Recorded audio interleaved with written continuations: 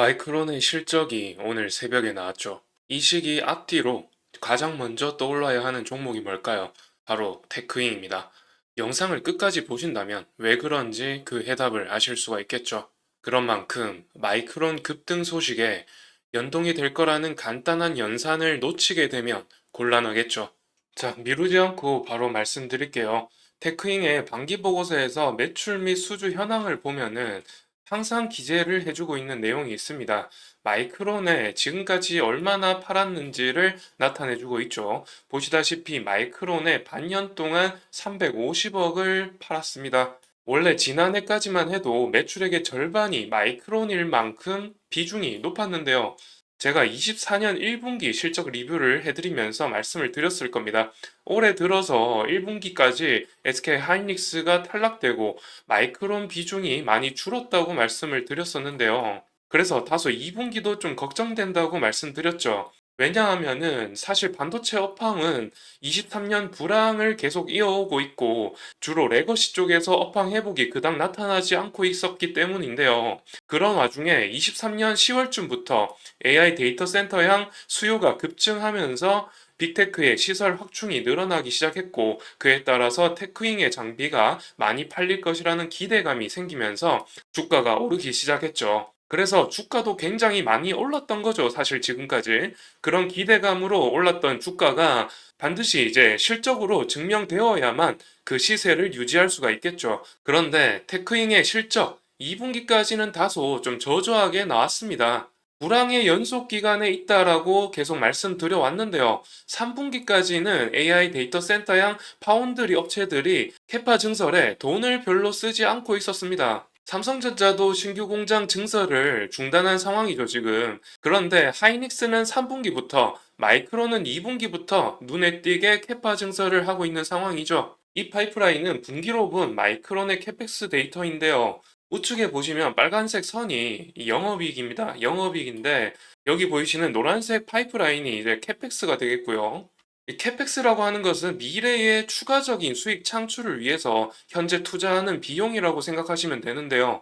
그 말인 즉슨 마이크론은 현재 분기마다 벌어들인 돈보다 훨씬 더 큰 돈을 들여서 캐파 증설을 하고 있다는 얘기가 되는 것이죠. 그게 언제부터냐? 22년도부터 영업이익은 적자인데 캐펙스는 계속해서 영업이익보다 높은 상황이었고요. 그런 만큼 영업이익 돈은 벌지 못하는데 시설 확충은 꾸준하게 해왔고요. 그리고 추가적으로 지금 미국 정부에서도 반도체 부흥을 위해서 자국 내의 반도체 유일한 글로벌 경쟁력 있는 기업이죠. 파운드리인 이 마이크론에 천문학적인 금액을 지원하면서 보조금을 지급하면서 캐파 증설을 돕고 있는 상황이죠. 이런 상황이다 보니 테크잉의 반기 보고서상으로 매출액이 2분기에 살짝 증가하기는 했습니다. 테크잉의 수익성을 보면요. 아까 보셨다시피 매출액 증대가 어느 정도 이루어지기는 했습니다. 여기서 이렇게 올랐습니다.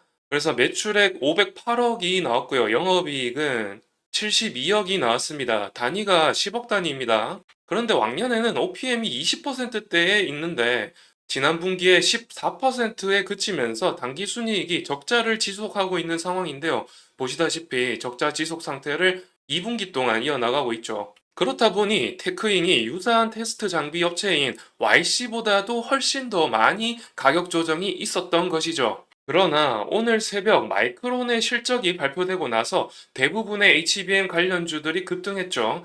특히 YC보다도 거래 대금도 훨씬 많았고 상승률도 훨씬 높게 나왔습니다. 테크잉이. 그걸 바로 제가 이 영상에서 말씀드리려고 하는 건데 테크잉은 마이크론이다라는 것을 방증하는 것이 되겠는데요. 마이크론의 실적을 보게 되면은 컨센보다 일단 잘 나왔습니다. 주당 순이익 컨센이 1.11달러였는데 1.18달러로 발표되면서 시간 외에서 15% 급등을 했었죠. 새벽에 이거 보고 저도 굉장히 깜짝 놀랐는데요.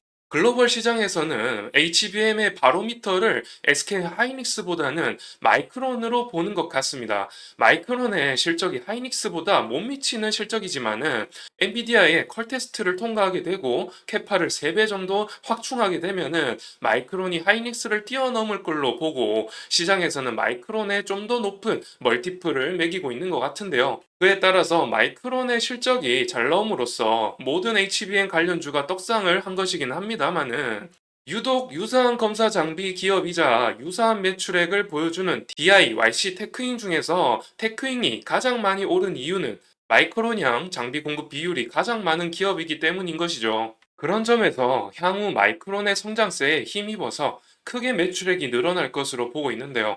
제가 다른 영상에서 테크잉의 내년 매출액이 7,500억이 나올 것이라고 집계한 적이 있습니다. 최근 네이버 증권에서 보여지는 컨센을 보니까 비슷하게 매겨져 있더라고요. 아마 그 정도가 달성이 된다면은 저는 테크잉의 가격 밴드가 좀 더 높아지지 않을까 하고 예측해 보고 있습니다만은 물론 그거는 매출액을 내년에 7,500억 달성하면은 말이죠.